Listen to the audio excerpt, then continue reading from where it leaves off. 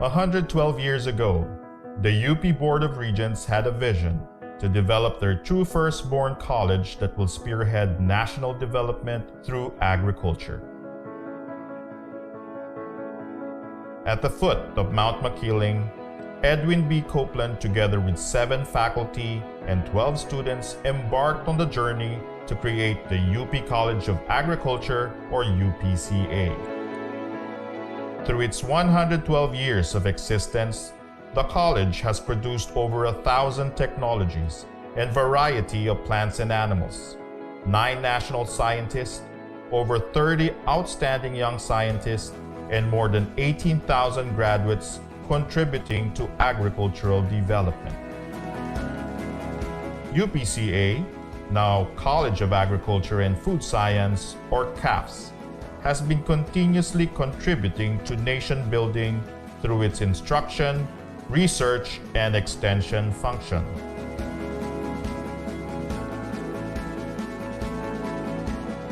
A mere 10 years after establishment, the college was able to start breeding works with the production of sugarcane varieties with high productivity and resistance to Fiji and mosaic disease. In the 1920s, the importance of agriculture was intensified and UPCA was recognized as neighboring countries began sending their students to Los Baños because of the high quality of education. In the 1930s, breeds with superior characteristics such as the Burkhala pig, Los Baños Cantonese chicken, and filament cattle were developed. The 1960s was a fruitful decade for research.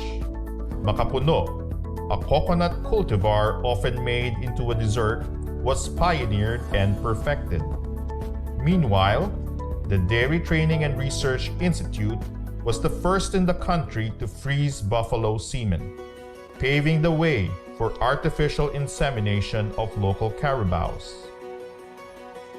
Along with the establishment of UPLB in the 70s, the college received the prestigious Ramon Magsaysay Award for International Understanding, Asia's counterpart for the Nobel Peace Prize. In the same decade, the C4 plants were developed. The soil test kits were produced in support of the Masagana 99 program, and the mango induction technique was introduced.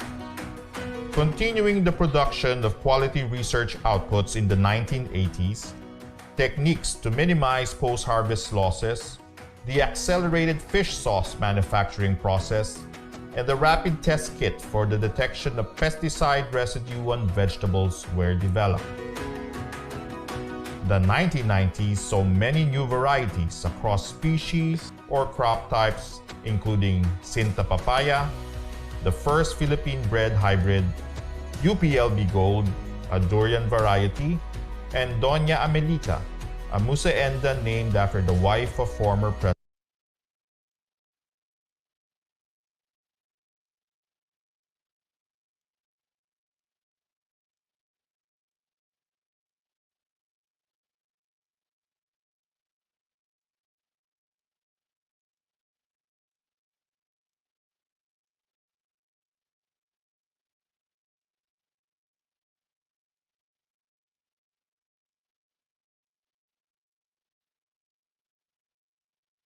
President Fidel Ramos.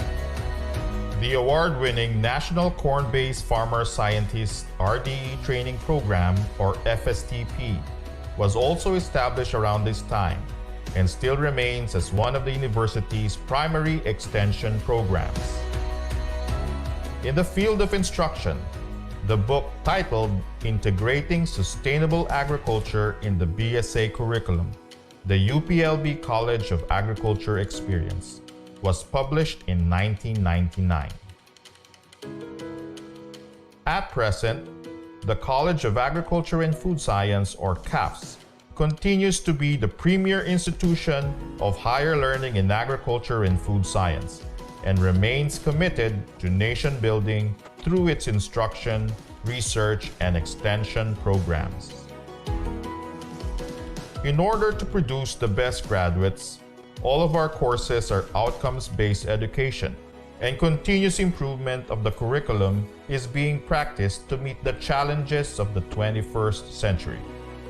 As testament of excellence, CAPS is constantly recognized by different organizations. In research, we continue to implement relevant studies with focus on the 12 priority commodities to address food security. Moreover, technologies are constantly developed to aid in responsible food production. Supplementing these are extension activities to disseminate the knowledge generated to improve food productivity and livelihood of the people. We believe that present technologies will future-proof our food systems. Some of our notable developments are IDTech, Coraginam, Plant Health and Pest Clinic, Pest Management Tools and Techniques, Smarter Pest Identification Technology or SpeedTech, Snap Hydroponics, Drone Technology, Rapid Immunofilter Assay for Virus Indexing, Nanofertilizers Fertigrow, Turbogrow, Nanobiosensors, Biochar.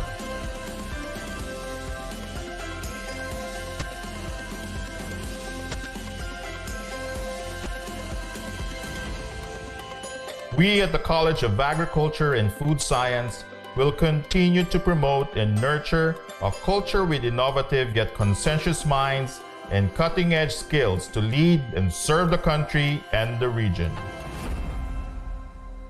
We are one college with one goal towards sustainable food systems.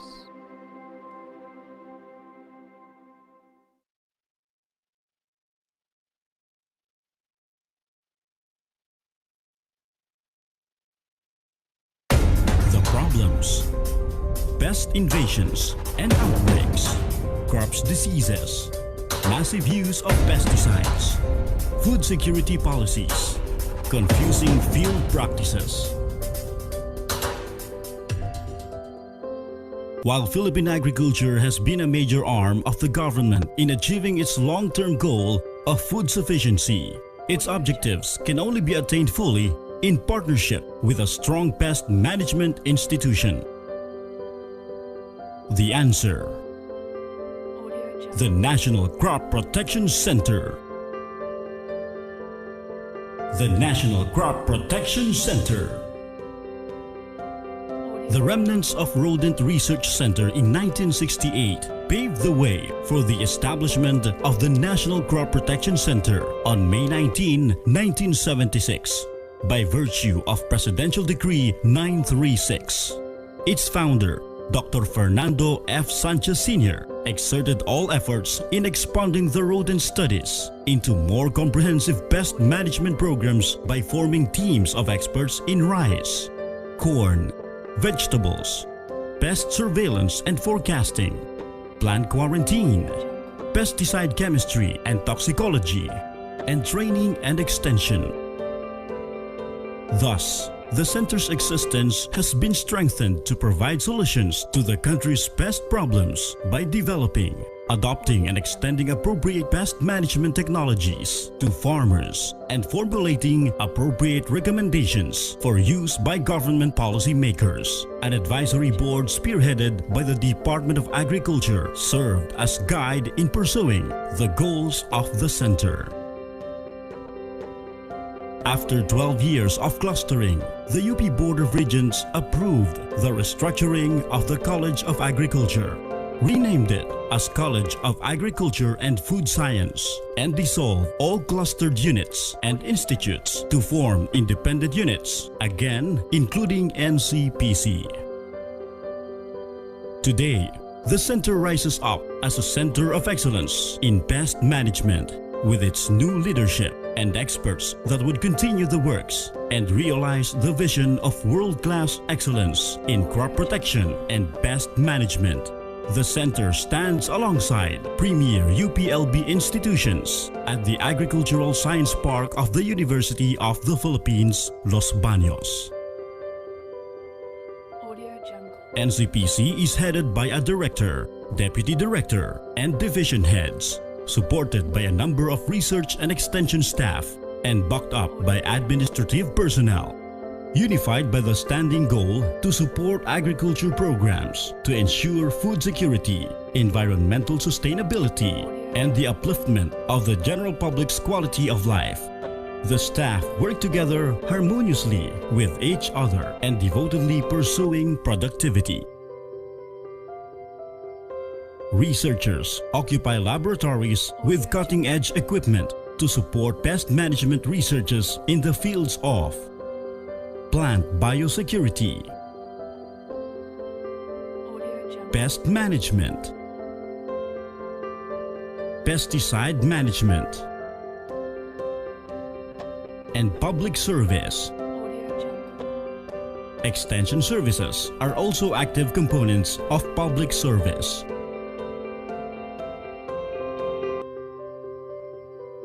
Technical services are focused on plant health clinic, the quick response team wherein NCPC addresses serious pest problems through quick response to pest outbreaks. The center also caters to pesticide residue analysis and pest database management.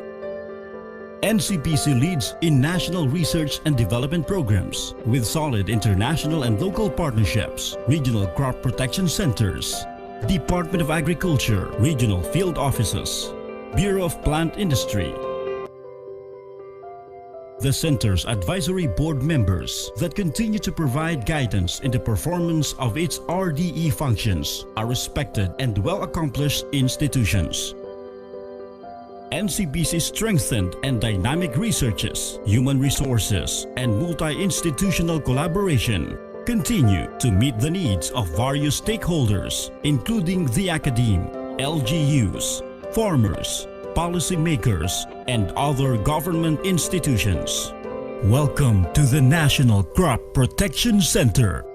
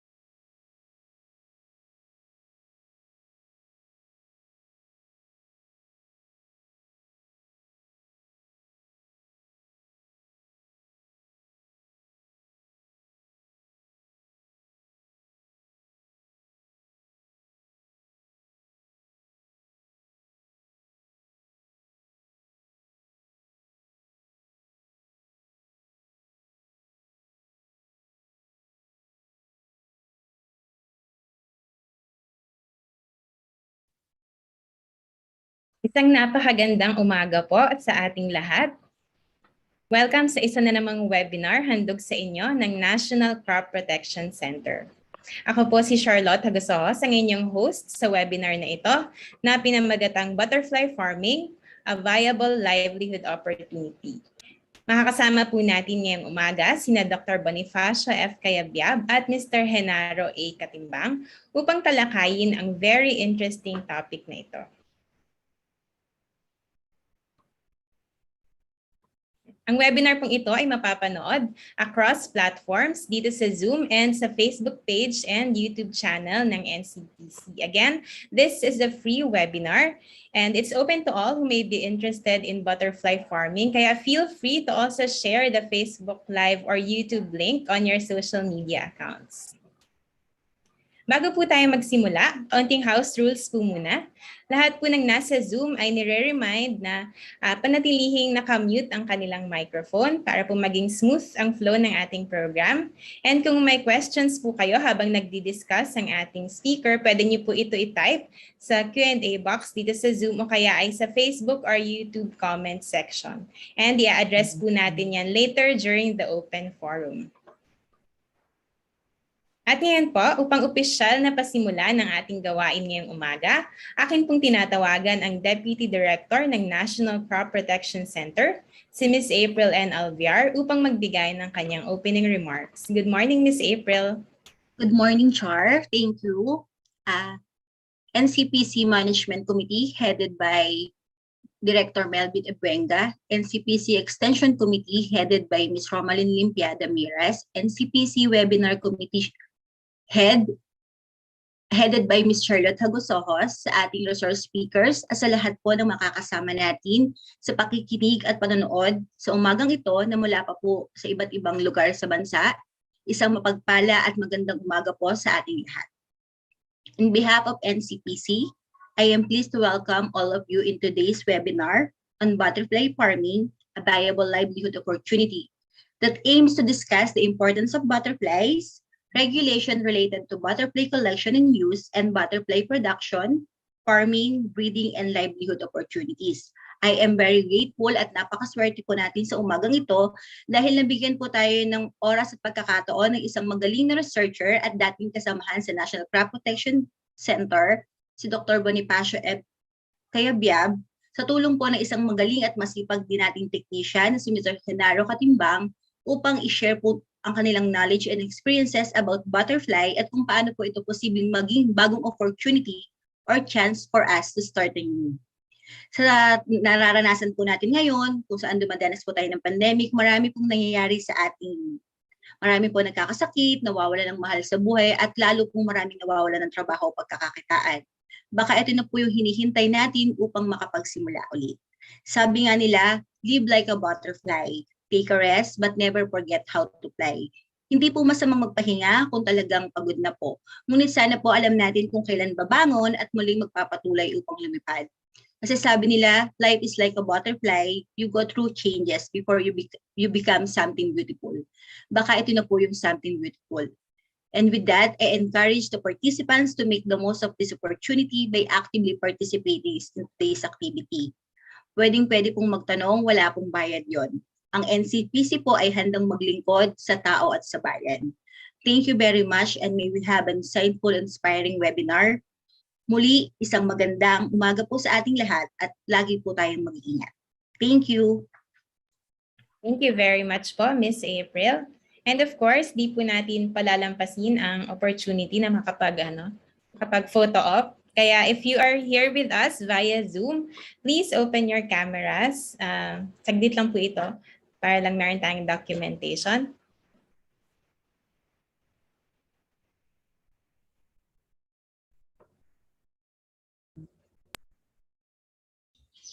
Sige po, pa-open po ng mga cameras para po sa ating, ayan. Bilang na lang po ako ng 3. Ilang panels ba to? 4. Okay, so sa mga ready na po, smile po kayo dyan. Okay. 1, 2, 3. Okay, sa first panel po natin. Okay, next, saglit po.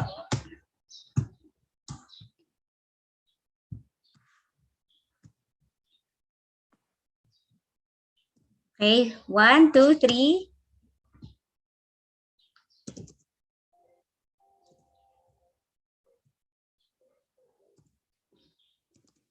Okay, sa next po tayo na panel. 5 po pala ang panels po natin. Saglit po. Okay. Next. 1, 2, 3. Yeah. So last na po. 1, 2, 3. Okay, marami pong salamat. To you, Miss Charlotte. And thank you very much po. And so we are now 100 participants dito sa Zoom, and we have more people watching from Facebook and YouTube. And po, I am very pleased to introduce to you our resource person. He is a graduate of BS Agriculture, MS Entomology, and Doctor of Philosophy in Entomology programs at the University of the Philippines, Los Baños. He studied the population ecology, abundance, and distribution of butterflies in Mount Makiling when he was pursuing his PhD. He has worked as a university researcher at the National Crop Protection Center. During this time, he has received awards from various award-giving bodies and has taken leadership positions for a number of research projects. For almost 3 decades, he has been a lead researcher on various aspects of butterfly bioecology, conservation, and livelihood opportunities. Ladies and gentlemen, let us welcome our resource person for today, Dr. Bonifacio F. Cayabyab. Magandang umaga po, Dr. Cayabyab. Magandang umaga po sa ating lahat. I'm pleased to be here with you this morning.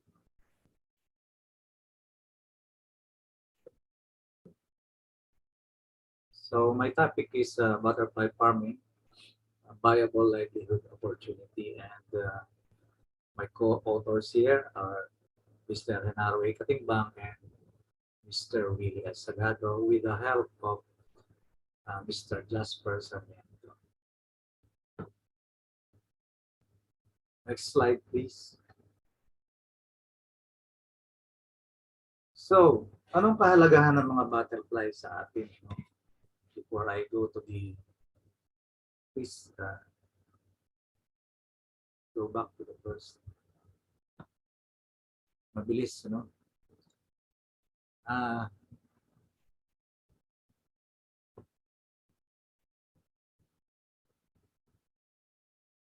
Excuse me, can we go back to the first or second? So, mabilis yata. Please, let's go back. Yan. Balikan lang natin yung yung first slide. Mahalaga mga butterfly syempre dahil kinagaganda nito ang ating palibot. We call it aesthetic beauty or aesthetic delight. Pollinators ito ng mga iba't ibang halaman. Tapos indicators sila ng environmental integrity dahil sensitive sila sa toxin o sa mga pollutants.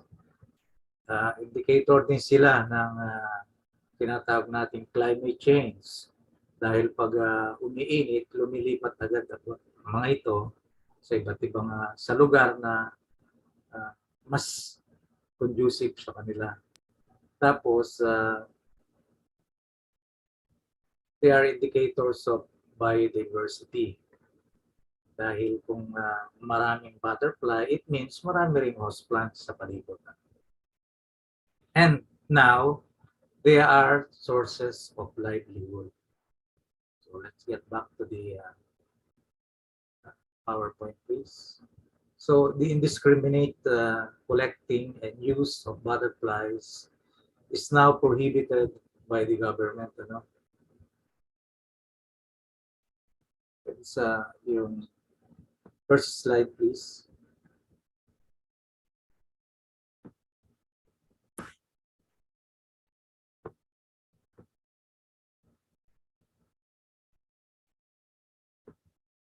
So instead, the government encourages the use of butterfly farm or ranch for different purposes.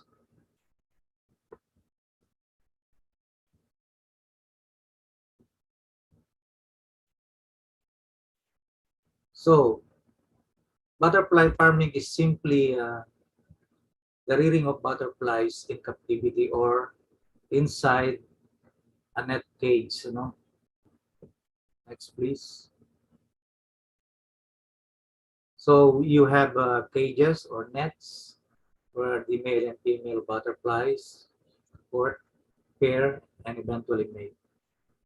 Egg-laying follows, and then the emerging larvae or caterpillar can be grown directly inside the mating net cage or in separate larval cages. Once the larvae pupate, we harvest this and store them in pupal cages or plain cartons or we put them back in that netted cage where they can emerge. Next, please. So what you see here is the life cycle of a butterfly. It can begin at 9, which is the butterfly mating, or it can begin at 1, the egg laying. Number 2 is the egg that has been oviposited on the host plant. Then you have the first instar, second instar, caterpillar at third instar. On number 5, number 6 is the fourth instar, 7th is the fifth instar, and then you have the pupa or chrysalis, and then the emerging adults will pair and mate again, and then you repeat the cycle. Next, please. Butterfly ranching, on the other hand, does not need any netted cage. You just plant the host in the surroundings. When I say host, this includes the nectar sources and the oviposition or larval host plants. Once the eggs were laid from this host, you just allow them to hatch, and then the emerging larva can feed directly on the host plants, and you just harvest the pupae. Mahina ba? Hello? Sir, Hello? clear naman po. Okay. So you harvest the last larval stage or at prepupa. And then the harvested pupae are stored again, as mentioned above. So there's really no need of a net cage. Some of the butterflies being reared in the Philippines are the Papilionidae, family Papilionidae, or the swallowtails. These are usually large and have different colors. And then we have the next family, the Nymphalidae, or the brass-footed, and these are the largest group under Lepidoptera. Next, please. The Pieridae, the sulfurs, whites, and yellows. You usually see this in your garden. And then the Danaidae, or the milkweed feeders. Next, please. Hesperidae, or these are the skippers. Then Lycinidae, or the gossamer winged butterflies. These are the satyrs, the Satyridae, usually the brown butterflies. Then the Rhyodinidae, which was not included there, are the metal marks. So here are some of the butterflies that are being farmed or runs in the Philippines. From the left, we have the Hypolympus bulina, or the egg fly, and you can grow them on sweet potato, kangkong, and other members of this group. Then you have Catopsila pirante, which feed on acapulco or mani-mani, Papilio romansovia, a citrus feeder, Grapium, Agamemnon, on avocado, guyabano, atis, and allied species of plants. You have the Danaus crisipus that uses the ivory plant, the Papilio demolius, which is very common in your garden on citrus, and then Eurima hikabe. You can see this on Kamachile and other relatives of this plant. So there is a commercial demand for butterflies, particularly in the international market. And the users are specialized zoos that they call butterfly houses or nature centers. They buy the pupae, we call them livestock, for their exhibits. And scientists, artists, curio makers, and amateur lepidopterus use dead adult butterflies, or what we call dead stocks. Next, please. So locally, souvenir makers use large quantity of butterflies in making keychains, paperweights, bookends, frame butterflies, and other curio or souvenir items. On the other hand, live butterflies are used in social events like weddings, funerals, birthdays, blessings of edifices, and political rallies. Next, please. So here are some of the butterfly products in the market. Frame butterflies at the right, and at the left side are from plastic resin or fiberglass, wherein butterflies are incorporated. Next, please. And then you can use them in glasses as souvenir items during weddings or birthdays. And here are additional frame butterflies, the three ones. So for live releases for weddings and other social occasions, we use the motif or the color of the occasion. If it is pink, then we use pink triangles, and inside is a live butterfly that they release during the reception. Or else, at the right side, you have another contraption where you can possibly put 20 or 50 live butterflies and release them later. So it's a cage fashioned in the color of the or motif of the wedding. Next. So what you see here are pupae that are being studied for their longevity because, as I've said, they are being marketed abroad. And then at the right side below, you have the lepidомosaic art, wherein you use the different wings to create images, and this command high prices in the market. And also, OJT students come to NCPC formerly when I was still working in the institution, and we teach them on how to use butterflies and also on the bioecology of this group of animals. Next. So here are the pupae intended for local and international market. So these are around 3 or 4 species. Next. And these are the bird wings or Troidus pupae. And a close-up of this pupae. So the butterfly larvae or caterpillars eat lots of host plants, and the frass droppings, dung or feces of larvae can be used as bioorganic fertilizer. Let's look at the example of the plain tiger. Please, the next statement. Yes, this is it. So we studied the droppings or feces from captive bred canal chrysippus, and this was analyzed by the Analytical Services and Soil Plant Test Kit Project of the Department of Soil Science at the UPLB. Now let's look at the content.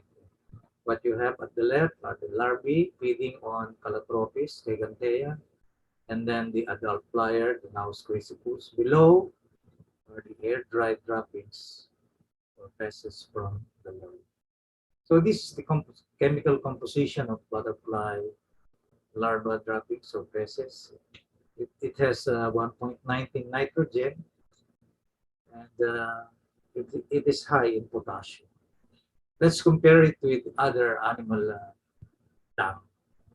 Next, please. So it's comparable with the carabo as far as nitrogen is concerned. And then it has a high potassium content, as you can see in the screen, higher than the rest of the other animals. And then the rest is that the important thing here is we can use it as alternative source of fertilizer. Next. Other use of butterflies for nature and biodiversity exhibits, butterfly houses and gardens and nature centers. We call it ecotourism. So visitors pay entrance fees to view butterflies in flight and the different immature stages that are usually placed in cages or in glasses, something like an aquarium where people can easily see the different stages. So people can savor nature without going directly to the forest and mountains. And in the process, before they go out, they buy butterfly souvenir items.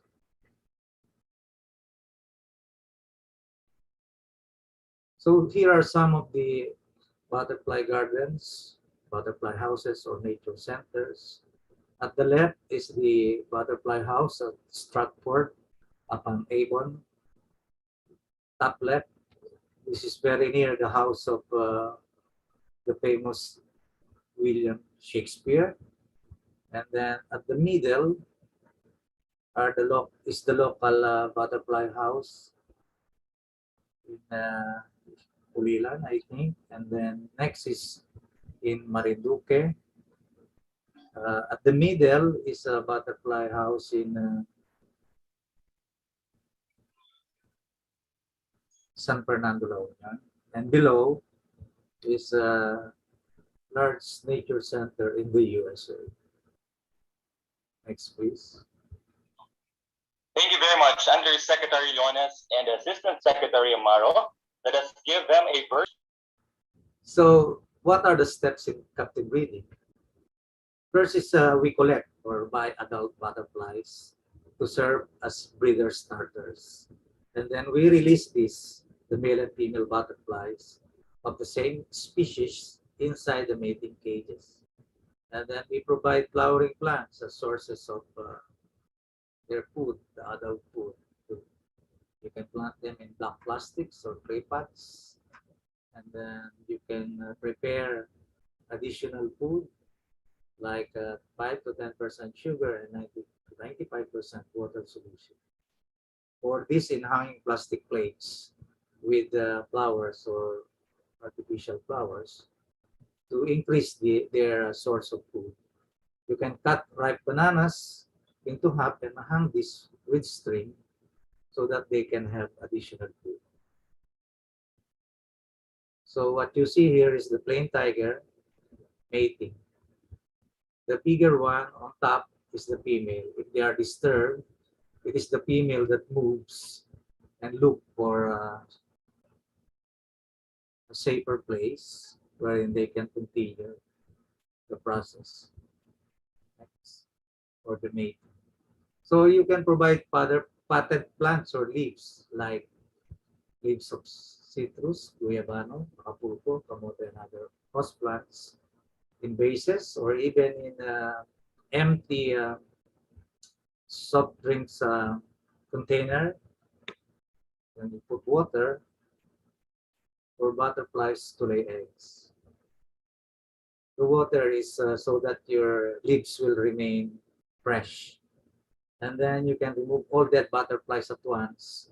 And you set aside this for processing into frame butterflies, keychains, or you can use them for lepidomosaic art and other curio mating activities. So what you see here is an example of a netted cage wherein you have the nectar source, the host plants, and the adult flyers or breeders. Next. This is another view of the mating cage where you have the ripe bananas, and of course, the host plants where they lay the eggs. Next. Another view of the mating cage or the netted cage. Next. So if they already have laid the eggs, you can collect this, and you do this every day. Transfer this into a caterpillar cage. You can add more fresh leaves for caterpillar to feed once the eggs hatch, because as I've said, they are voracious feeder.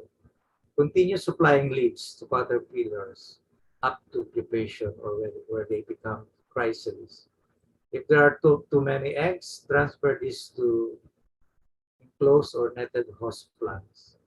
Be sure that there are no ants and other predators that will kill or eat the larvae. Then collect all pupae and hang this by using rugby or needles inside the cage, pupal hangers, and wait for this to emerge. So we have here the emerging adults that you can use for different purposes.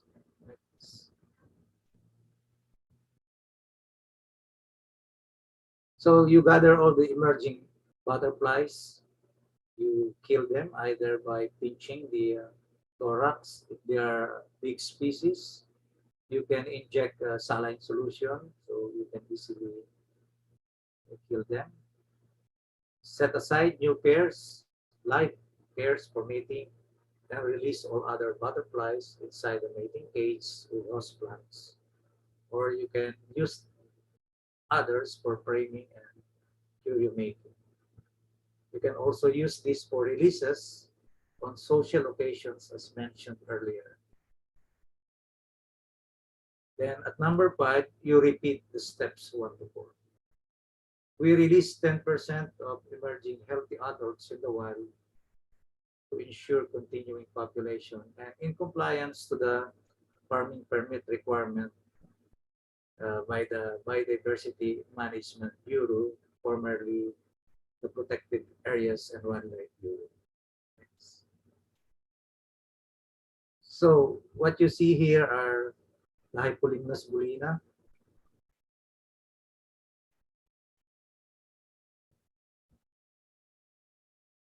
and the emerging adults from the larval cage. So they usually pupate on top or even on the host plants itself, the sweet potato.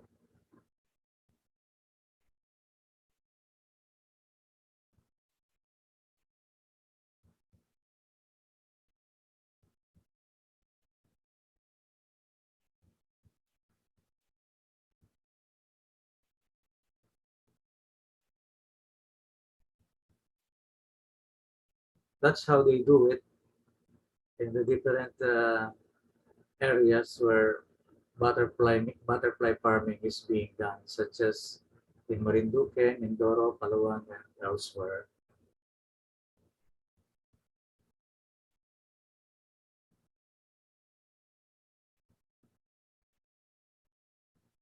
The drawback for this is that disease development easily happen in the process. Next. So another group of the Lepidoptera, because we have 2 here. Rhopalocera are the butterflies, and we have the Heterocera or the moths. This is what you usually see in your garden from time to time, what we call mariposa moth or the Atavus atlas. You have the adult here and the early stage of the larvae. Next. And then the later instar of the larvae and the pupa. It was open, the wound was open so that you can see the pupa inside. Next. So what are some of the oviposition or larval hosts that we use? We have what we call ivory or kapal-kapal, then Acapulco, Atis, Dregia for and then Nyug-Nyugan, Guyabano or Sarsuk, Timbangan or for the Troides, Pacleopta, and others. This. And then some nectar hosts, Lumbago, then Rubia, Caballero, Fire Tree, Chichirica, Santan, Gumanela, Halubagat Kahol, Sesbanya, Las Cuatro, Buntut Leon, and many others that are present in the field, mostly weeds. I prepared as a simple cast outflow and inflow. What you see here is like a small backyard rearing or farming. You can use even just a 50 square meter or 150 square meters. You buy a fisherman's net, the used one. I think it's quite, it has doubled now, the cost. And then you buy your host plants, frames, which are available here at Glory and other stores. But of course, the most important thing here is you have the butterfly breeders. If you cannot collect them in the wild, you just buy it from breeders and use rearing trays. You can see the details of rearing later on the video that will be presented by Mr. Henaro Katimba. And the preparation of the souvenir item like the frame butterflies by Mr. Willie Sagado. Next, please. And the cast inflow, we assume that one mated female can lay, say, 75 eggs. 50 of these will survive and reach pupation. And then 20 females will come out times 50 pupa. So you can have 1,000 pupa produced. And then if you have 500 pupa resold at 40 pesos, you have 20,000. So 100 live adults for weddings, birthdays, another 4,000. And then the emerging adults, you can use for curio making. You can just price, say, one frame butterfly at 100, and then you have 20,000. You can have, you can reuse the breeders up to peak generation. So there's a high potential for production. And the total here is 44,000, but of course it can increase. Given the fact that you can use the breeders up to fifth generation. Next. So if you are interested to enter into this kind of business, you have to fulfill the legal requirements as stipulated under Republic Act 9147 or the Wildlife Resources Conservation and Protection Act of 2000. You can apply to the Biodiversity Management Bureau for a collection and farming permit. And then in Palawan, next please, you have to apply to the Palawan Council for Sustainable Development if you want to do butterfly farming. Next. So this is just a checklist for the issuance of wildlife farm permit. First, you have to pay for the application and processing fee. You have to accomplish the application form, management and breeding plan, proof of scientific expertise, And this is usually through the training certificate, photo of existing facilities, a letter of commitment in case of indigenous threatened species to simultaneously undertake conservation breeding and propose measures on rehabilitation or protection of habitat. Next, certified copy of land title or lease contract to the facility, financial plan for showing financial capability to go into breeding, photocopy of articles of incorporation if it is a corporation, prior clearance from the affected communities like the LGUs, or recognized head of the indigenous people in accordance with RA 8371 or protected area management board. And then your copy of BIR registration as exporter if you will engage in export activities.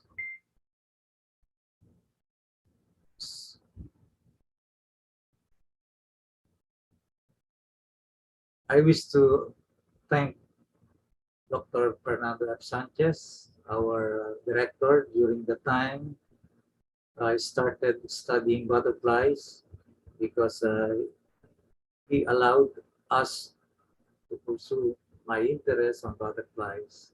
And it was part of our academic breeding load, 20% of our total academic load. And then, of course, I would like to thank my PhD advisor, Dr. Claire Baltasar, who guided me related to butterflies. Then Ms. Alice Aquino assisted in preparing presentations and extension materials related to butterflies. I also wish to recognize the following: Drs. Filomena Santa Cruz, Barbara Kawili, and Pablito Gonzalez on pests and diseases of butterflies, including Mr. Carlos Padilla, Alice Giacchino, Rolando Bayo, Genaro Catimbang, Pellegrino Peñalba, Manuel Delon, Lyle Alforja, Jimmy Perez, Emma Perez, Rolando Valdez, Agnes Tamayo, Roberto Pulay, and Willie Sagado on laboratory and field studies. Ruby de la Cruz and Paulo de Chavez for documentation and butterfly exhibits. Some of the images, including the video, were generously shared by Mr. Rico Sanchez and family.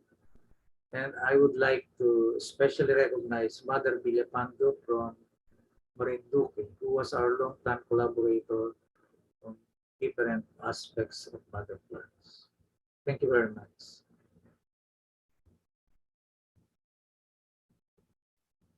And thank you very much po, Dr. Cayabyab, for that very comprehensive discussion. Can I just say na ang ganda po ng photos ng mga butterflies and maging yung mga butterfly products. At upang bigyan po tayo ng dagdag pang kaalaman tungkol sa butterfly farming, atin naman pong tutunghayan ang video demonstration na ito mula sa isa pa naming kasamahan sa NCPC na very passionate din about butterflies. So he has had years of experience with butterfly rearing and assisting in trainings about butterfly captive breeding. Let us watch this video from Mr. Genaro A. Catimbang.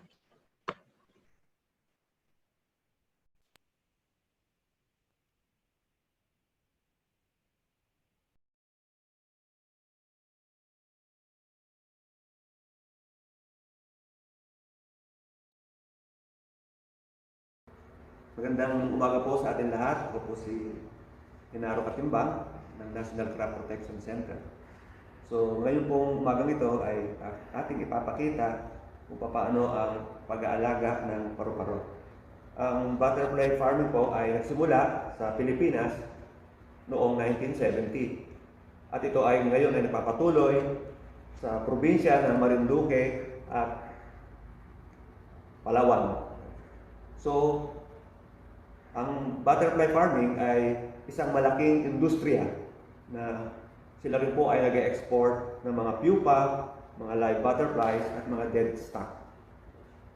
Ang pag-aalaga ng paru-paro ay critical po, lalo na po sa mga halaman na narito sa ating harapan. Ito po ay makikita rin natin sa mga paligid natin, lalo na po sa bundok, At ito ay pinaparami nila, inaalagaan, na sa ganoon ito ay gagamitin sa butterfly farming. Sa pag-aalaga po ng paru-paro ay nangangailangan tayo ng isang hindi naman kalakihan lugar.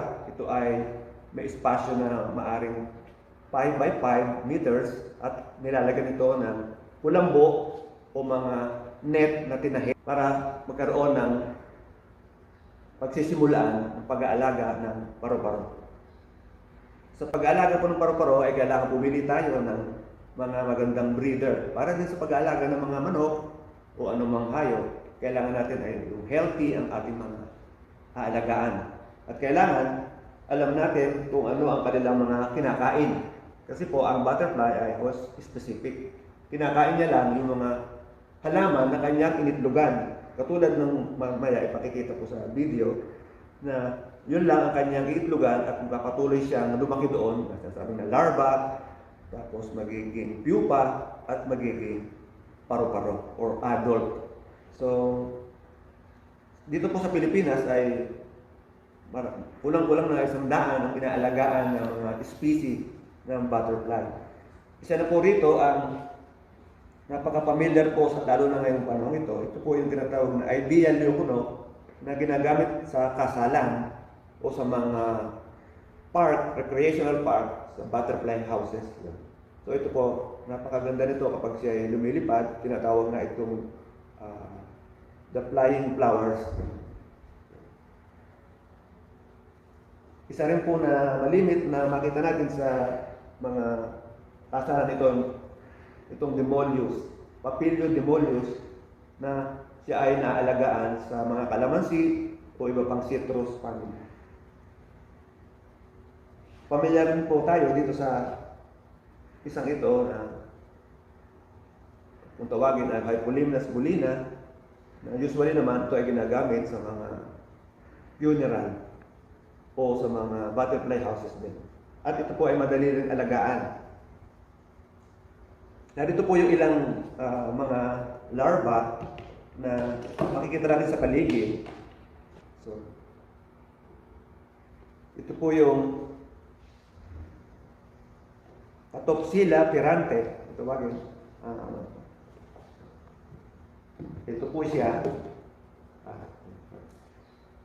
Itong manilaw-nilaw na to. Saka ito. So, ganito po yung kanilang uod. Usually, kinukolekta po ito sa labas ng inyong mga farm. Kapag, sabi ko nga, kailangan talaga ang pagkatanim ng mga host plant ay nandun lang sa paligid nyo para madali kayo makakuha ng kakainin ng kanilang ng inyong aalagaan paru-paro. So, usually, ganito. So, meron tayong mga rectangular plastic pan at ito ay ginawa ng ganito pong klaseng screen para hindi siya mapasok ng parasitiko or predators. So, pagkat ang butterfly po ay gustong-gusto o yung kanyang larva na kainin ng mga parasite at mga predators. Especially langgam, mga ibon, tsaka butike. So, yan. Kaya ganito po yung disenyo para alagaan siya.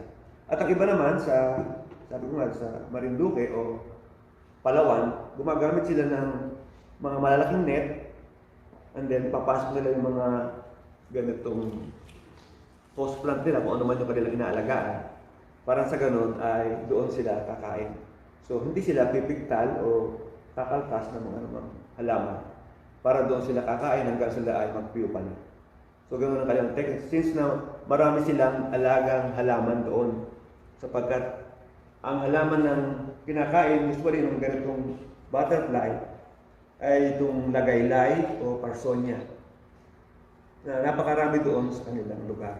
Sa paligid-ligid lang nila.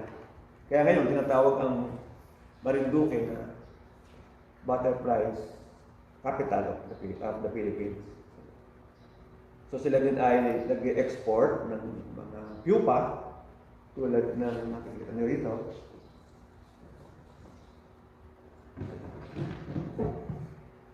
Itong itim at malaking butterfly na yun, ito ay ini-export nila, pinapak ng maganda, then Usually sa US, UK, at sa Singapore.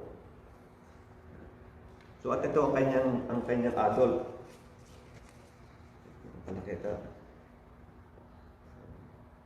Ito yung Pachyopta kotsebuela na ang kanyang host plant o kanyang kinakain ay ito. Aristolochia tagala. So usually, ganun din ang ginagawa nila. Mahirap siyang alagaan dito dahil malaki siya. Maaring masikip yung kanyang space. Kaya, ang ginagawa, nilalagay siya sa malaking kulambo o net bag na maliliit din yung butas. Ang isa ring uri ng mga butterfly na ginagamit din sa mga pagre-release para sa mga recreation o sa mga baptismal, itong maliliit na butterfly to ice.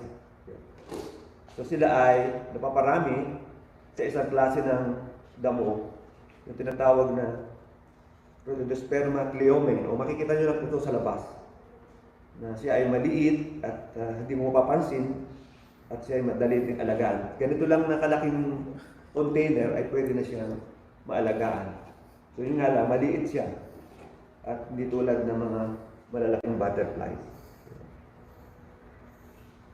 Isa pa ding product ng paru-paro na kapag natapos ito ay magkaroon ng dead stock. Ito tinatawag na dead stock. Isa rin uri ng paru-paro na napapalaki sa kalamansi o anumang uri ng citrus. Dead stock, and then sila ay tutuyuin at pwedeng gawing frame. So, tulad ng nakikita nyo. So, ito naman ay Setosia biblis at siya ay naaalagaan sa halaman na ipakikita ko sa inyo. Madali rin siyang alagaan at ito'y kumakabag o gumagapang sa anumang lugar sa itanim. Kasi ang tawag dito ay Adenia suka, pamilya ng Passiflora. So ito yung kanyang butterfly. Tapos ito rin, isa pa rin uri ng frame na ito ang tinatawag isang pinakamalaking butterfly dito sa Pilipinas, yung Trohana na matatagpuan lang sa Palawan. So sa Palawan ay mas maraming butterfly na makikita na ibang uri kaysa sa dito sa parte ng ating lugar. Kasi nga alam natin na ang Palawan ay iba ang kanilang flora at fauna na kumpara sa ibang lugar ng Pilipinas.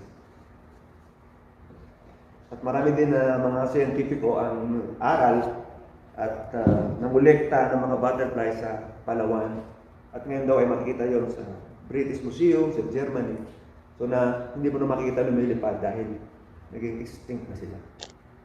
So kaya maganda din itong butterfly farming dahil na-maintain niya yung balance at napuproduce niya ang butterfly ng cycle. So isa ring requirements ng PAUB ay kapag ikaw ay nag-alaga o nag-establish ka ng butterfly house or butterfly farming, lahat ng mapuproduce mo ay kailangan mo i-release sa environment. Parang sa ganun ay manumbalik yung kanilang population. At yun ay marami pang ibang sasabihin tungkol sa butterfly, ngunit yun ay makikita rin sa, o marinig natin sa lecture ni Dr. Kayaglan. Kaya sabi ko, inuulit ko, critical ang pag-aalaga ng paru-paro o butterfly farming, lalo na sa mga halaman. Kailangan sapat ang inyong halaman kapag kayo nag-aalaga ng butterflies. Kasi kapag naubos ito at nasa larval stage pa ang inyong alaga, ito ay pwedeng mamatay. Kapag sabi ko nga, host-specific, hindi siya kakain ng anumang ibibigay nating dahon o kahit kapamilya niya, hindi niya kakain. Yun lamang naka-specify o yung talagang initlogan niya ang kanyang kakain. Pero mas marami ang isa din sa butterfly na madaling alagaan, tulad ng pinakita ko kanina, yung Hypolimnas bulina. Ito. Dahil kung saan siya umiitlog, mga damo, kamote, pwede siyang alagaan, o kahit anong klaseng kamoteng bagin, at ilang uri ng damo ay siya ay nabubuhay. Kaya marahil kaya siya tumatagal at nagpapatuloy ang kanyang lahi dahil sa kanyang pagpili at nakakapag-diversify siya ng kanyang host plant. So yun yung mga bagay na kailangan nating malaman sa pag-aalaga ng butterfly. At sa pag-aalaga ng butterfly, napakadali lang. Sabi nga sa yung merong mga kwento sa Marinduque, kahit yung mag-asawa, meron lang silang simpleng kulambo, ay sila ay nakakapag-produce ng mga daan-daan, libu-libong pupa at sila ay nakakapagbigay doon sa kanilang kooperatiba at sila ay kumikita. So madali talaga at sabi ko nga, kapag meron kang host plant, meron kang kulambo, ay ikaw ay makakapag-alaga na ng butterfly. Halaman na kailangan talaga yun yung pinaka-critical. At sa pag-aalaga din, kailangan meron tayong hindi naman kalaki yung space, sabi ko 5 by 5 meters o kahit na 2 by 2, ito ay dapat ay 50% merong sunlight. Para doon, nandun yung host plant sa loob, meron yung mga butterfly female at male, sila ay magpuproduce. And then, mangingitlog sila doon sa host plant. Ayun, pwede natin kolektahin sa pamamagitan ng araw-araw na pamamulekta, ilalagay sa mga ganitong container at lalagyan natin ng pagkain ng kanilang halaman. At dapat din natin ingatan sila, dapat ay huwag silang atakihin ng langgam o butiki o anumang bagay na maaaring makagalaw sa kanila o makakain. So yun yung mga dapat pangalagaan. Iwasan din natin na kailangan malinis yung ating mga dahon, tuyo siya, para sa ganun hindi magkaroon siya ng amag o bakterya na pwede puminsala doon sa mga larva. Siguro yun lang ang aking masasabi. Meron naman itong madadagdagan ni Dr. Kayabyan. Ay maaaring siya na yung magpapaliwanag ng iba. At alam natin na sa panahon ngayon ay mahirap talagang mag-alaga dahil nga limitado yung ating galaw. Kaya ito lang yung aking na ipakita dahil wala na kaming kakayahan din dahil yung pandemic. Pero sa ganun ay kahit naman sa maliit na sandaling ito ay meron tayong natutunan. Kasi ang isa ring ng paru-paro, siya ay nagbibigay ng ganda sa lugar.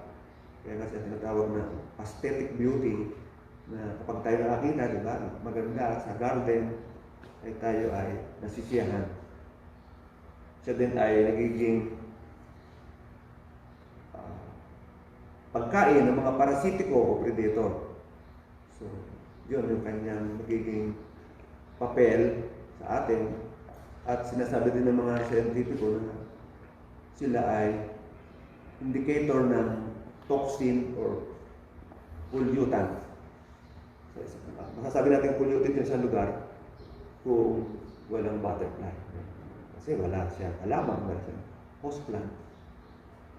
At pati na sa pagpapalit ng ating klima, ito ay It's 10 o'clock. Natin, marami daw butterfly sa France na yung mga pangmalamig na species ay umaakyat sa mundo dahil sa pagpapalit ng klima.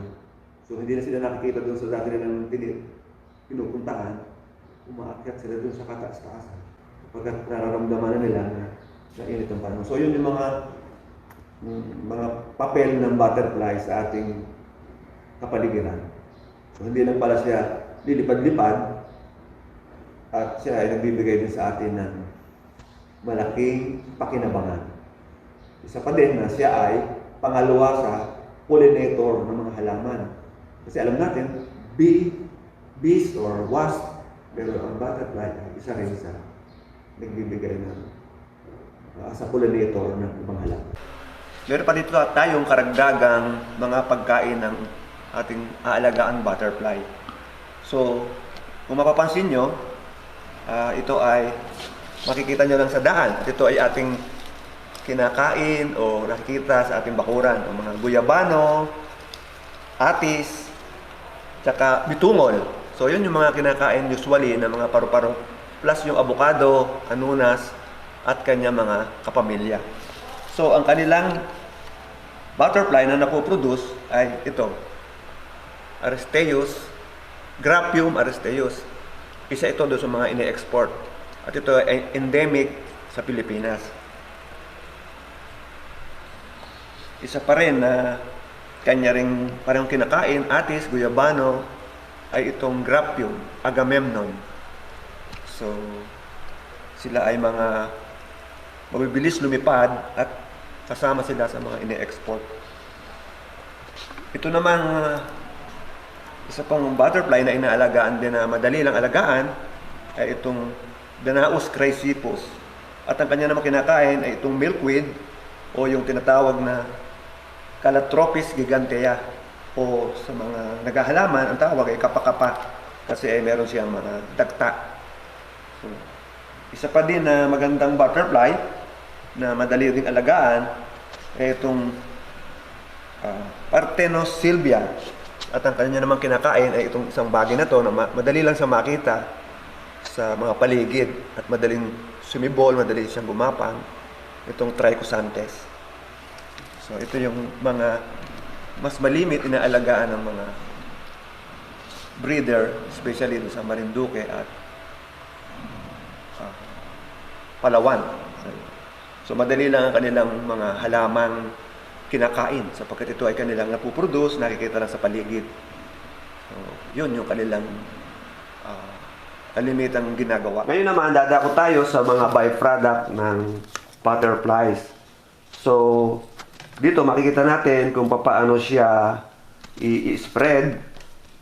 Siyempre, una, ay kailangan muna natin kunin ang... So, ganito po, sige.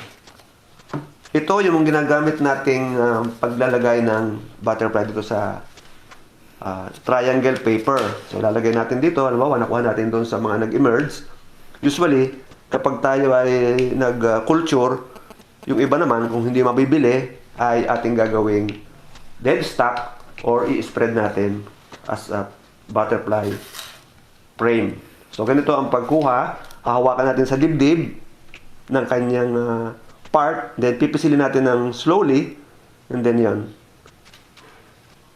Siya ay patay na, at ganun, i-spread na natin siya sa pamamagitan ng pagpipin dito sa spreading board or styrofoam. Yan. So, lalagyan natin ng isang guhit dito, pagkatapos ilalagay natin ang through, yan, meron tayong mga gamit dito, forceps, pin, especially itong pin na ito na gagamitin natin pang spread. So, ganito yung gagawin ni Willie. So, kukuha tayo ng glassine paper. Ito po ay ginagamit para hindi matanggal ang mga scale niya at mananatili yung kulay ng butterfly. So, ganito, gagamitin niya ng forceps. Tapos, i-spread niya. Yan.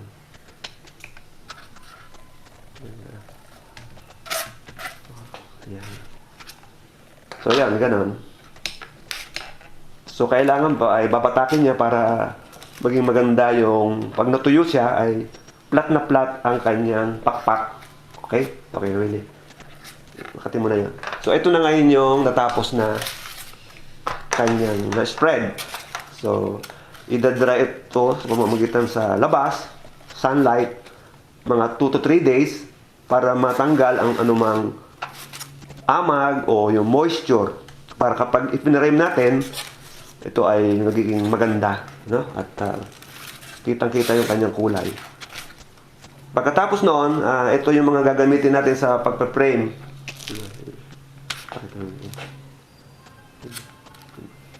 Ito. Nakakabili nito sa mga store o sa mga tindahan, usually mga sa Chinese, ano? At tatanggalin niya yung ilalim at paglalagay ng butterfly. So usually ito isang malaki o dalawang maliit. So Ito yung takip. at ito ay lalagyan ng takip, lalagyan ng seal. Kailangan seal na seal siya para wag siyang pasukin ng anumang parasite or amag. Kaya dapat ay tuyong-tuyo.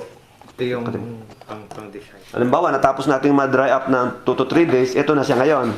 So, sample lang ito. Ito yung ibang species doon. Lalagyan din ng ginupit na styro para magkaroon siya ng stand. So, ganon. Tapos, didikitan mo ng any kind of glue para siya ay manatiling nakatayo. Ganon. And then, yan. So, ganon ang pagkakat.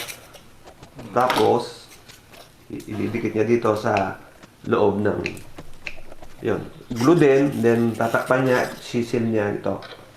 So, ganito yung ginagawang pagpe-frame. And then, ito yung finished product. So, ganito yung ginagawa dito sa NCPC. So, madali lang siya at talaga kailangan ay tiyaga. So, ito yung mga gamit na ginagamit sa pagpipin. So, and then, yun na yung mga finished product na usually ang mga kliyente ay mga pang souvenir sa mga kasalan din, yan, pang giveaways, gano'n. Ito ngayon yung mga finished product na ginagawa dito sa NCPC at usually ay ginagawang giveaways pagka may mga kasalan o mga anumang okasyon.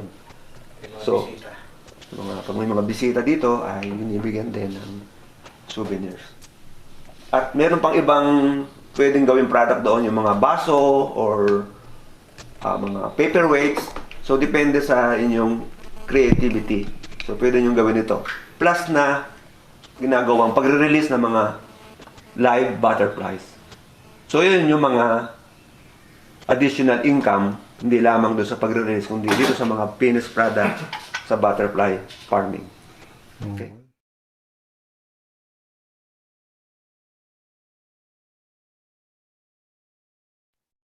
Thank you very much po, Sir Genaro Katimbang. And Dr. Cayabyab, meron pa po ba kayong nais i-add? Idagdag ko lang na yung finished product na yan na naka-frame, ano? Or even yung inilalagay sa mga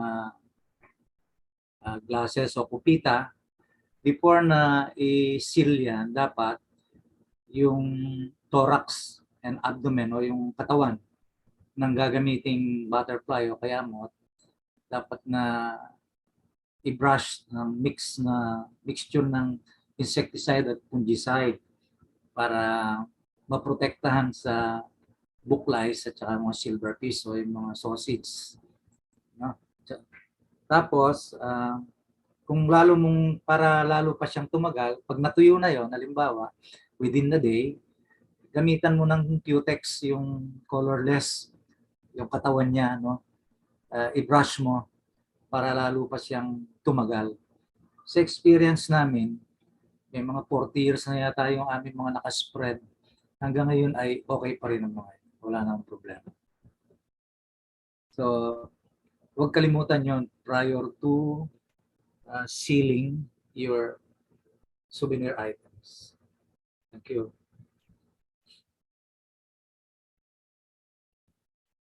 Okay, thank you very much. And so tayo na po ay dadako sa ating open forum so we can address your questions. May mga nakikita na po akong questions sa Zoom.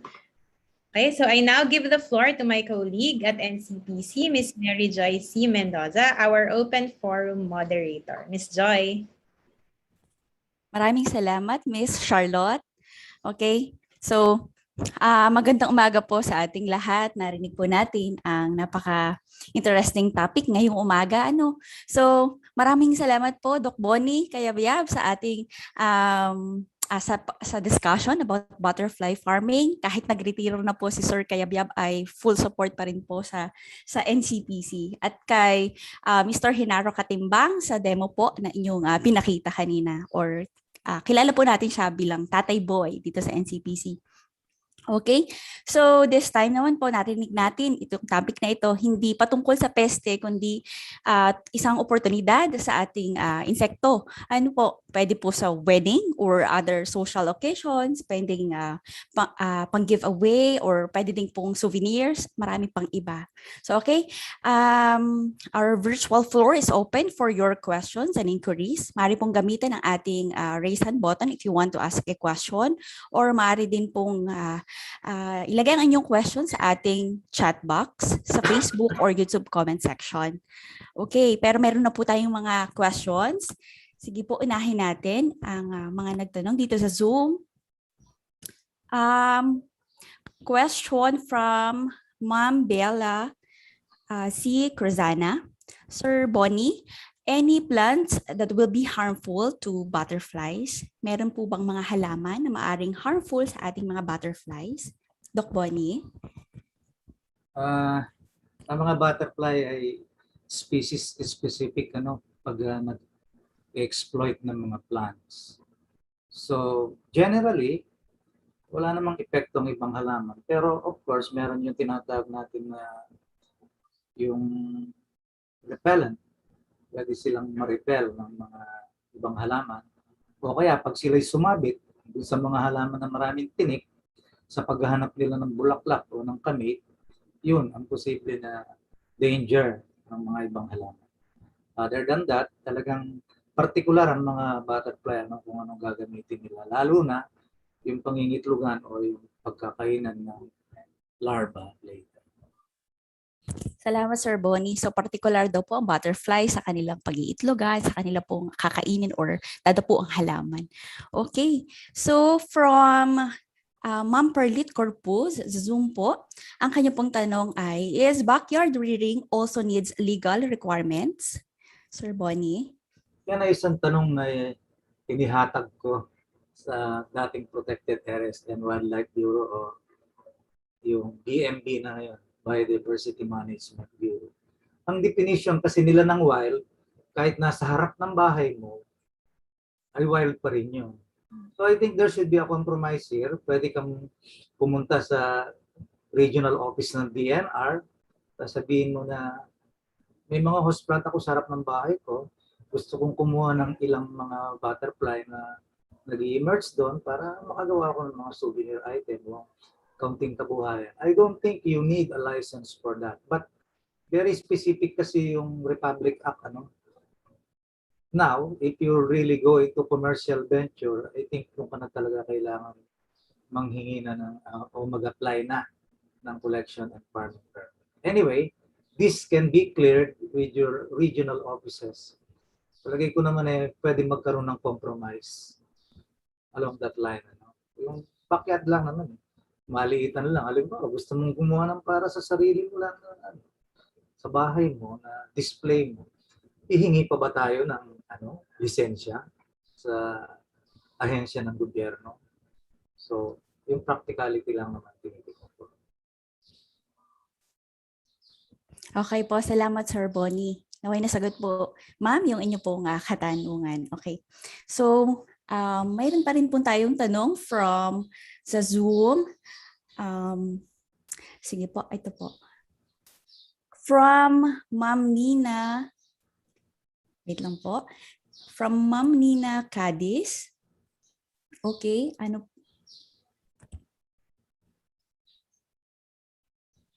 wait lang po, nagka-problema lang ako sa akin. Okay. So, hindi po ba peste din sila at larval stage if uncontrolled? Ganito yan, hindi ko naibigay yung kahalagahan ng butterflies and moths sa crop protection. Basically, karamihan dyan ay mga peste rin, especially kung napakataas ng populasyon. At the same time, mahalaga rin sila bilang repository ng mga biological control agents or natural enemies tulad ng mga parasites, parasitoids, at saka microbials o mga fungus, virus. Kasi sa panahon na walang tanim, nandiyan wala mga peste. Nandiyan naman ang mga butterflies kung saan nagpaparami itong mga natural enemies or bioforeign agents. Yun ang nakalimutan ko kanina. Discuss. Okay po, salamat Sir Bonnie. Meron pa po tayong tanong kay Mr. Miguel Legora. Would just like to ask kung may factors po na pwedeng makahinder sa pupation process? Pwede. Ang isa nga dyan, sabi ko, generally sa pag-aaral namin, pag umubot ka ng 5th generation, yung sa 6th filial generation, mag-introduce ka na ng bagong population. Kasi generally, marami nang lalabas na deformities or mga problema ng susunod na henerasyon sa 6. Now, ang isa ring problema dyan kung bakit nagkakaroon deformity, yung limited lang yung window para may mapatigas ng butterfly yung pakpak. So there are times na napasabit ang kanyang pakpak habang, kasi malambot pa yun habang ini-stretch niya, nagkakataon na wala siyang masyadong space, kaya ang kalilitawan, nadideform yung kanyang pakpak.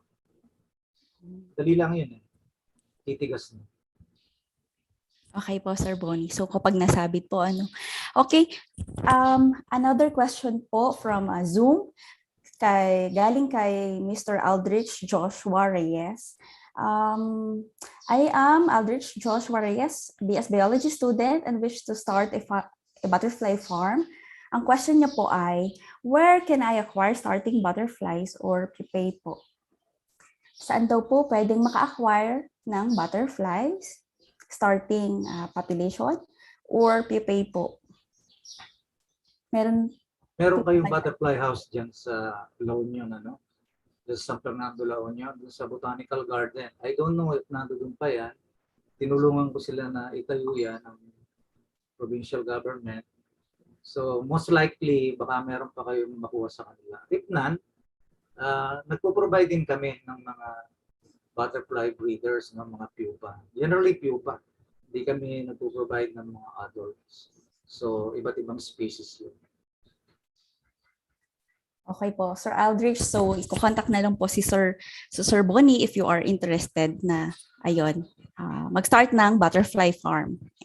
Okay? Ang dami po nating mga tanong. Ano po? Ito pa po, meron pa pong isa. Kay Ma'am Merly Boscato. How long po will the preserved butterfly last? Because mostly po yung mga nabibili within or less than a year ay nag-deteriorate na po. So how long po yung ma-preserve yung ating butterfly?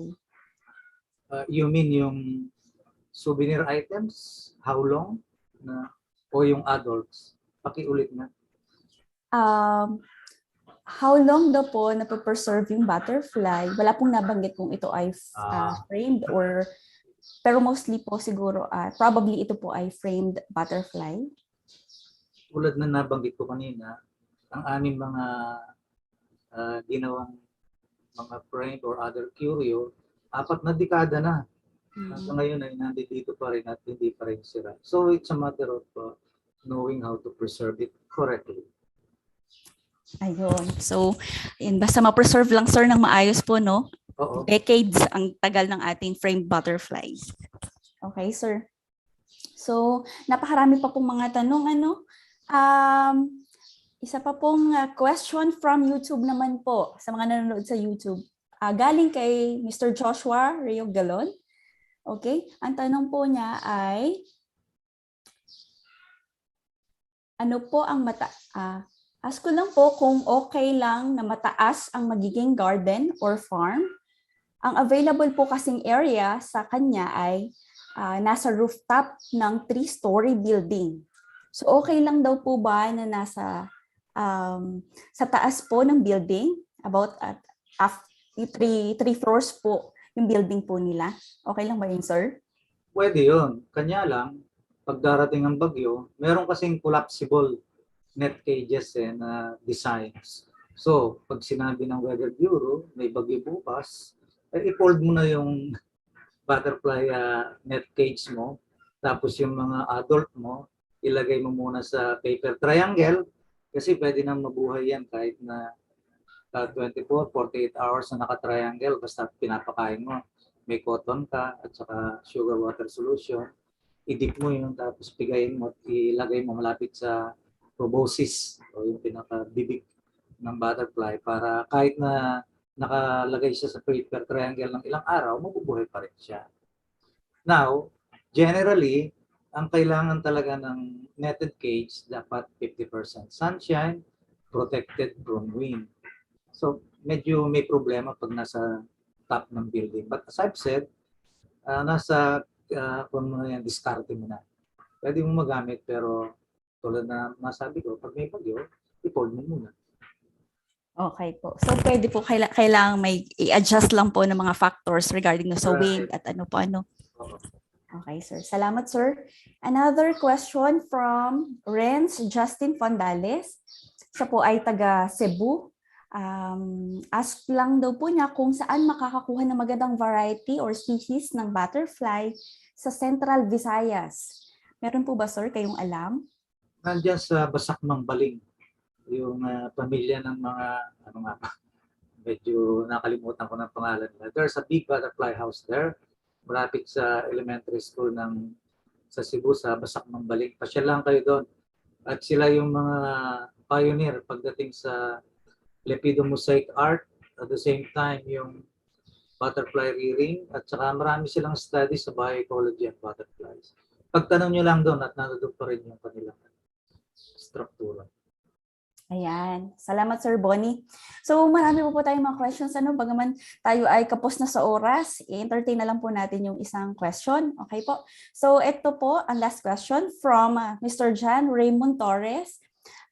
Good day, Dr. Kayabyab. I am John Raymond Torres from La Union. I believe that the success of pollinators, such bees and butterflies, also depend on the availability of food they can have to support their growth and reproduction.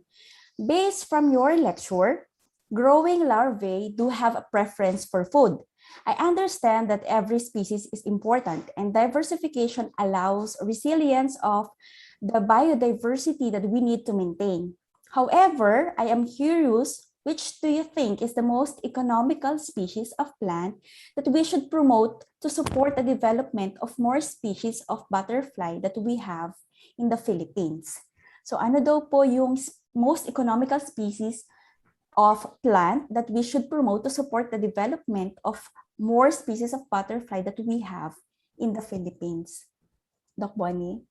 Ang katotohanan niya, napakaraming damo na namumulaklak. So, meron tayong Cleome, Rotodisperma, pwede siyang nectar source, pinangingitlogan din ng dalawang uri ng butterfly. So, yung Ageratum conisoides, yung mga violet na kandi-kandila. So, you don't need to buy nectar sources. Very diverse ang palibot natin. It's just a matter of observing, halimbawa sa umaga, kasi ito yung panahon na talagang nagne-nectar ang mga butterflies. I-observe mo sa palibot mo at siguradong makikita mo kung alin yung mga damo na pinupunta nila ng may mga bulaklak. Okay po, Sir Bonnie. Naway nasagot pa ko yung question, Mr. Torres. Ako, marami po tayong mga questions. Ano pa po? Pero kapos na nga po tayo sa oras. Kaya kung mayroon po kayong mga tanong pa, ano po, maaari nyo pong i-email sa email address ni Doc Bonnie or pwede din po sa ating FB page or sa ating NCPC email address. So, Doc Bonnie, maraming salamat po sa inyo pong time. Salamat po sa inyong pagsagot sa ating mga katanungan ng ating mga audience. Sige po. Pwede rin sa FB ko. Ayan. Pwede nyo din daw pong makontakt si Sir Bonnie sa kanyang FB page. Siguro, sir, mamaya hingi na lang po tapos ilagay po natin sa ating chat box. Thank you. Okay? Thank you po, Sir Bonnie. Maraming salamat po. Maraming salamat din po sa aktibong partisipasyon ng ating mga nanonood sa Zoom, sa YouTube, sa Facebook. Maraming salamat po sa inyong lahat. Muli, magandang umaga. At tayo po ay patuloy na matuto. Marami pong mga seminars pa dito po sa NCPC. Abangan nyo lamang po ito. Back to you, Ms. Charlotte. Okay, thank you very much po, Ms. Joy and Doc Bonnie, and maging sa ating very active na participants. And so for those who are asking for copies po of the videos or the presentation, pwede niyo po i-rewatch ang ating webinar sa aming Facebook page and YouTube channel. Later po, ipapakita po namin kung saan. Okay. At bilang pasasalamat po kay Dr. Cayabyab at kay Sir Genaro Katimbang, nais po namin kayo handugan ng Certificate of Appreciation. So let me read the citation. University of the Philippines, Los Baños, College of Agriculture and Food Science, National Crop Protection Center. This certificate of appreciation is given to Mr. Genaro A. Katimbang for sharing his knowledge during the webinar entitled Butterfly Farming, a Viable Livelihood Opportunity, held on 11 November 2021 via Zoom. Given this 11th day of November 2021 of the National Crop Protection Center, College of Agriculture and Food Science, University of the Philippines, Los Baños, Laguna, Philippines. Signed, Melvin D. Abenga, NCPC Director. And for Dr. Cayabyab, the Certificate of Appreciation is given to Dr. Bonifacio F. Cayabyab for serving as the resource person on the webinar entitled Butterfly Farming, a Viable Livelihood Opportunity, held on 11 November 2021 via Zoom. Given this 11th day of November 2021 at the National Crop Protection Center, College of Agriculture and Food Science, University of the Philippines, Los Baños, Laguna, Philippines. Signed, Melvin D. Abenga, NCPC Director.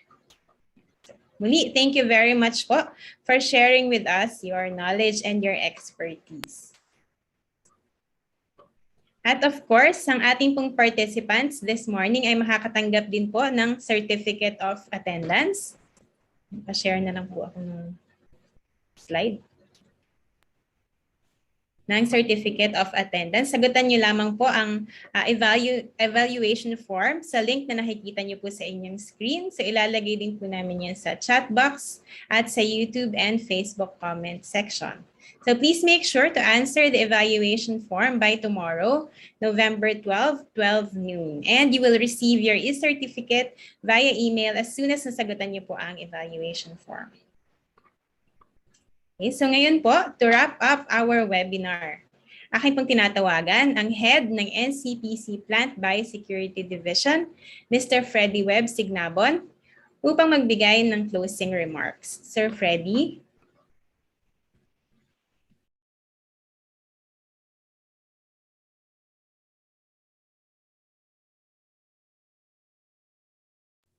Sir Freddy, nakamute pa po kayo.